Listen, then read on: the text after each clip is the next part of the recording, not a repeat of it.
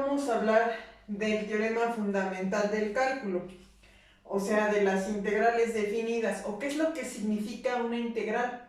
Cuando yo estoy integrando en el intervalo a a b a una función, pues es el límite de la suma de Riemann, que no es otra cosa que un rectángulo que se va a armar entre la función, o lo que tiene de largo la función, y un pequeño incremento que va a ser la base del rectángulo, ¿sí?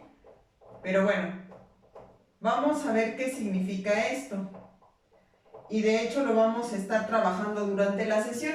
Pero imagínate que tienes tú la función x cuadrada y la deseas integrar en el intervalo 0 a 1, ¿sale?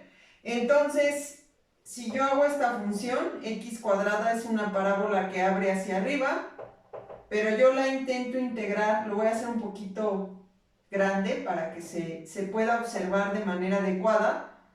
Yo intento integrar la función, intento integrar esta función de 0 a 1, ¿sale? La intento integrar. Ahora, ¿qué es lo que te dice esa definición? Bueno, dice, pues tú haz incrementos o parte ese intervalo en pequeños incrementos de x. Vamos a suponer que son 4, entonces en este caso mi incremento, o el incremento en x sería de 0.25. El incremento en x sería de 0.25, luego aquí tengo 0.5, 0.75 y 1. Hay dos maneras de hacerlos que serían a la derecha y a la izquierda, y de hecho nosotros vamos a estar trabajando con eso en la sesión. Pero bueno, si yo lo tomo exactamente en el punto y evalúo en la función, o sea, veo cuál es la altura de ese punto en la función, veo cuál es la altura del punto, yo podría tener rectángulos, formar rectángulos que van así, o sea, que van hacia la derecha. Podría tener rectángulos que van hacia la derecha. Y si te das cuenta es lo que estás sacando, a la x por la altura de la función, a la altura por la altura de la función. O los podríamos también sacar hacia la izquierda, fíjate. Después vamos a ver cuando se hacen que lo que se hace es obtener un promedio. Pero aquí tendríamos el 0, el 0.25, 0.5, 0.75 y 1. Entonces ahora los voy a hacer hacia atrás.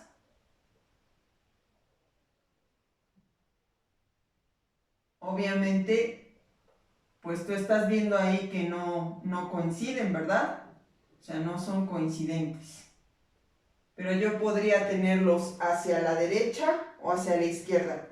Finalmente, lo que se hace cuando tú sacas el área de estos rectángulos, si te das cuenta, aquí te estás por abajo del área, o sea, te están faltando estos pequeños pedazos que tenemos aquí.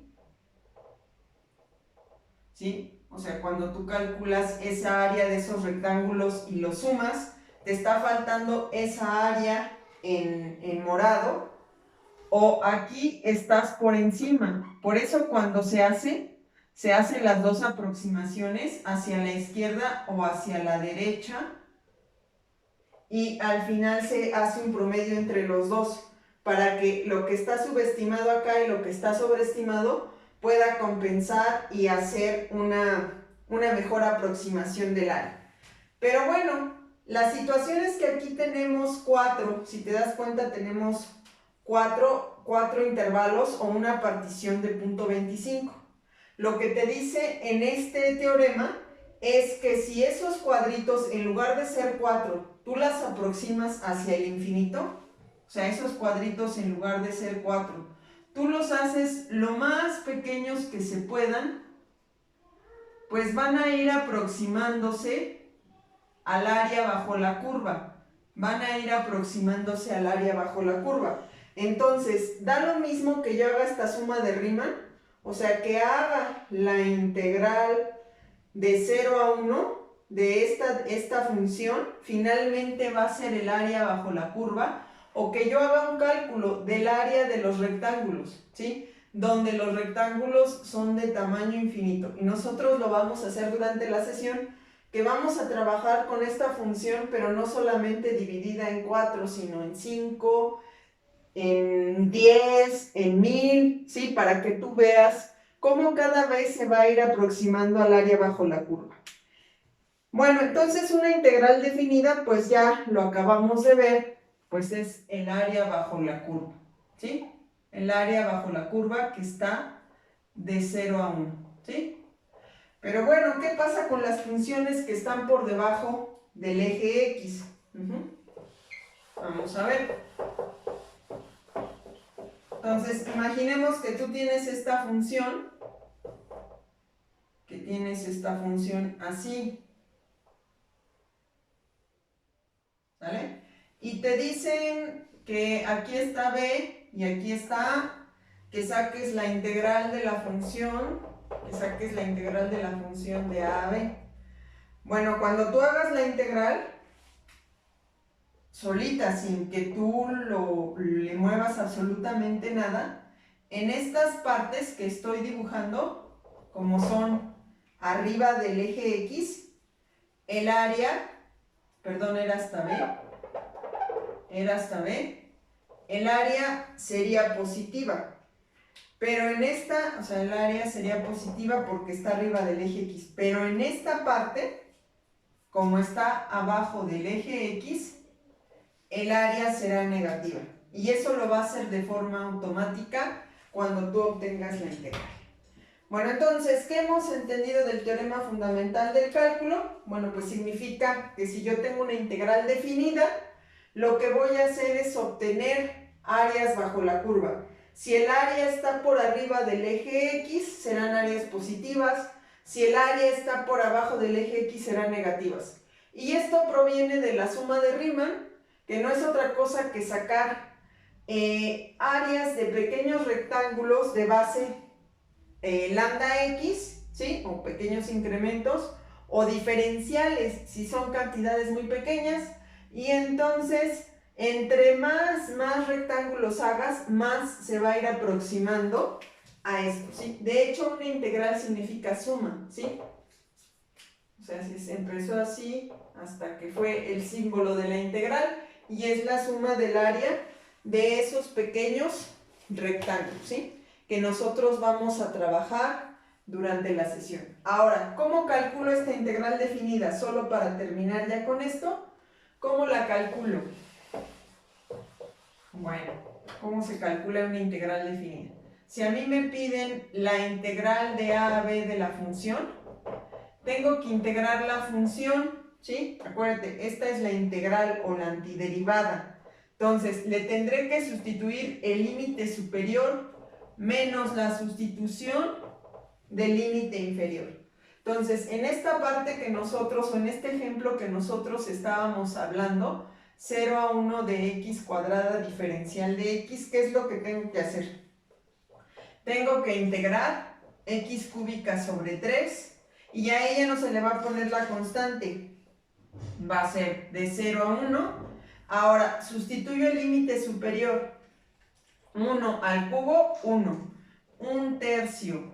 Menos, no importa si tiene signos positivos o negativos en los números. Este menos es por definición, ¿sí? Entonces, ahora, menos el límite de la sustitución del 0, ¿sí? 0 al cubo, 0, entre 3, 0. Entonces, esta área sería de 1/3, ¿sí? Esa área que tú ves aquí sería de 1/3. Vamos a hacer otro ejemplo.